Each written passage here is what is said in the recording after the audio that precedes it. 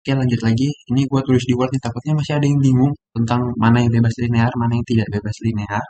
Contoh sederhananya gini, tadi di kelas juga si Bapak jelasin bebas linear dan tidak bebas linear tuh kayak gini. Contohnya gini, 2x ditambah 3x, itu kan bisa dijumlahkan, hasilnya jadi 5x, ya kan? Kalau dia bisa dijumlahkan, maka dia tidak bebas linear. Tapi kalau ini bawahnya 2x kuadrat tambah 3x, ini kan nggak bisa dijumlahkan ya, cuma nempel aja begini, tidak bisa dimasuk karena variabelnya di sini x kuadrat, di sini variabel x-nya pangkatnya 1, jadi nggak bisa dijumlahkan. Kalau tidak bisa dijumlahkan, itu artinya dia bebas linear. Oke, mudah-mudahan udah jelas mana yang bebas linear, mana yang enggak. Sama ini YH sama RX-nya bebas linear, artinya tidak bisa dijumlahkan. Nah, kita akan mencari YK. Kita harus lihat, karena dia bebas linear, lihat tabel jawab khusus ini yang YK-nya bebas linear. Ya kan? Untuk yang tidak bebas linear juga ada di PowerPoint-nya. Si Bapak dibaca aja. Jika bentuk Rx-nya, ini ya, jika bentuk Rx adalah segini, F dikali eksponen pangkat Px, maka bentuk bebas YK bebas linear kayak gini. Kalau bentuk Rx-nya adalah seperti ini, F cos Px plus G sin Px atau tidak lengkap itu maksudnya sebelah doang, cosnya doang ada, sinnya nggak ada, atau sinnya ada, cosnya nggak ada, maka jawaban YK-nya yang bebas linear harus lengkap, harus tulis semua.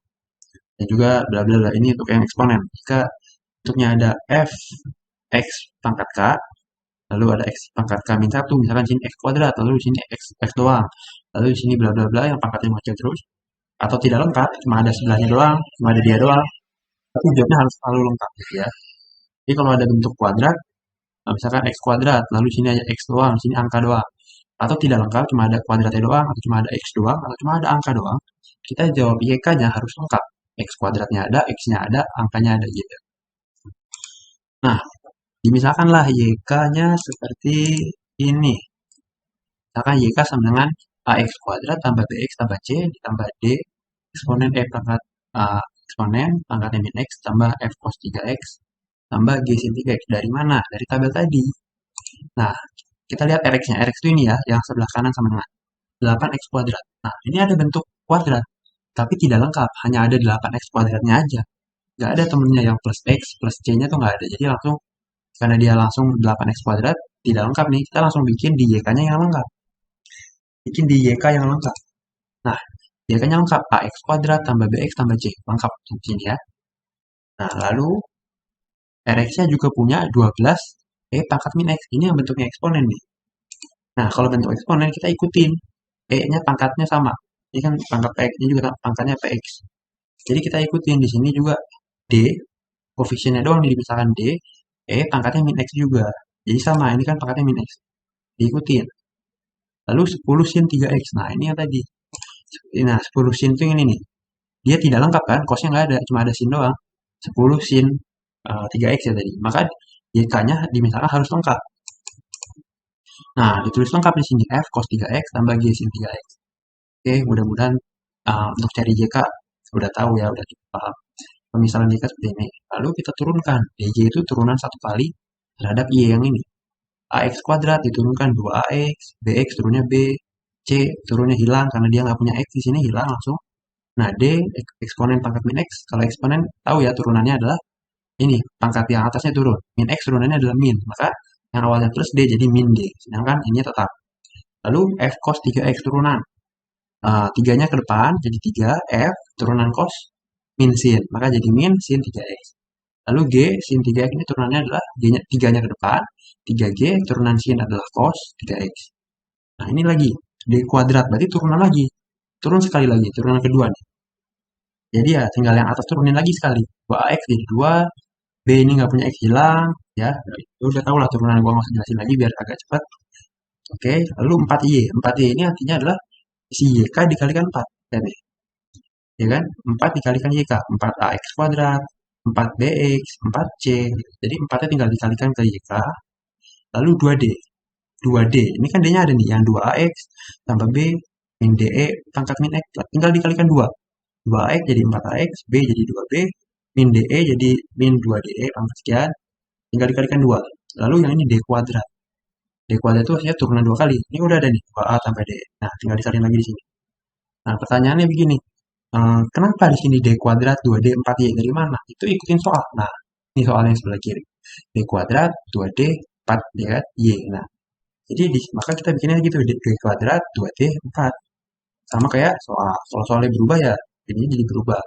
Ini kan D kuadrat tambah 2D tambah 4. Maka di perhitungan ini kita bikinnya D kuadrat 2D 4. Mau dibalik-balik susunannya bebas. Lalu kita jumlahkan mereka semua. D kuadrat tambah 2D tambah 4. Tadi kita jumlahkan. Hasilnya kayak gini. Tinggal ditarik-tarik aja nih. 4ax kuadrat. Ini 4bx sama 4ax. Bisa ditarik x-nya. Jadi 4a plus 4b. Dan ini 2b ada 2b, 2a, 4c ya. Dikumpulin.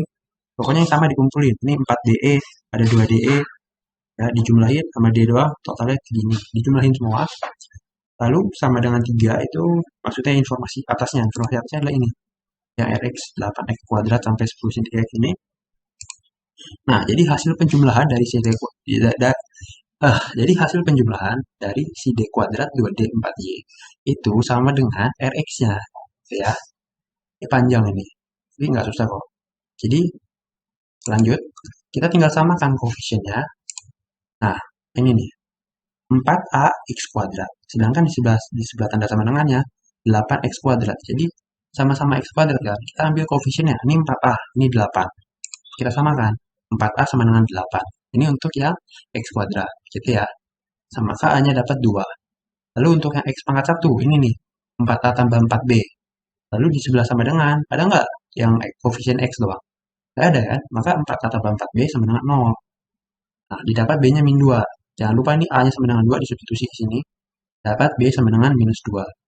Lalu yang x pangkat 0 itu ini, yang 2a, 2b, 4c. Lihat, di sebelah sama dengan ada nggak x pangkat 0? Atau yang angka 2 nggak ada kan? Maka 2a, 2b, 2c ini sama dengan 0. Dapat c-nya 0. Ini substitusi, a-nya 2, b-nya min 2. Dapat c-nya 0. Lalu kita lihat lagi yang e pangkat min x. Ini kan 3d, di sebelah sini apa? 12. Nah, 3d, 12, hasilnya d-nya 4. Lalu yang cos. Nah, ini yang cos. Min 5f tambah 6g. Ya kan? Tapi di sebelah sama dengan nggak ada tuh cos. Maka sama dengan 0. Lalu yang sin, ada nih. Min 6f min 5g, di sebelah sama dengan ada 10 sin 3 ini kan. Kita ambil koefisien depannya 10. Min 6f min 5g sama dengan 10. Ada juga tadi yang nanya. Dari mana dapat f dan g-nya? Ya ini tinggal di substitusi eliminasi aja. Ini kan ada min 5f tambah 6g sama dengan 0 dan juga min 6f min 5g sama dengan 10. Ada dua persamaan, ada dua variabel tidak diketahui. Bisa langsung dicari kan berapa f-nya, berapa g-nya. Jadi setelah kita dapat A, B, C, D, A, B, C, D, F, G-nya, tinggal dimasukin ke YK. Ini kan YK-nya nih AX kuadrat, tambah B, tambah C, tambah D, E pangkat min X, F cos, G, sin gitu kan. A, B, C, D, F, G-nya udah dapat. Tinggal dimasukin, kita dapat nilai YK. Itu ya, jadi YH-nya dapat, YK-nya dapat. Udah selesai sebenarnya. Mudah-mudahan bisa dimengerti. Kalau ada salah kata, mohon maaf. Kalau ada salah penjelasan juga, boleh bantu koreksi. Masih ada yang bingung, boleh tanya lagi atau boleh tonton lagi videonya. Itu untuk itu doang sih sebenarnya. Untuk yang bebas linear ya, tadi gue mau bahas yang ini, apa yang tidak bebas linear. Cuma kayaknya nggak cukup waktunya nih. Ya, kayak gitulah intinya. Kayak gitu aja. Semangat yang bisa ujian. Terima kasih.